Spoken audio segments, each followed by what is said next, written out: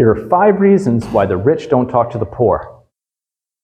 Number 1, the rich talk about ideas while the poor talk about people. Number 2, the rich use their money to make more money while the poor continue to use their time to try and make money. Number 3, the rich surround themselves with like-minded people. We are the average of the 5 people that we spend the most time with. Choose carefully.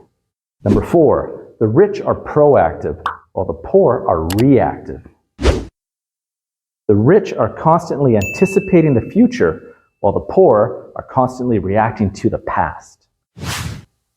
Life is 10% of what happens to you and 90% on how you react to it. Number 5, the rich act fast while the poor talk fast.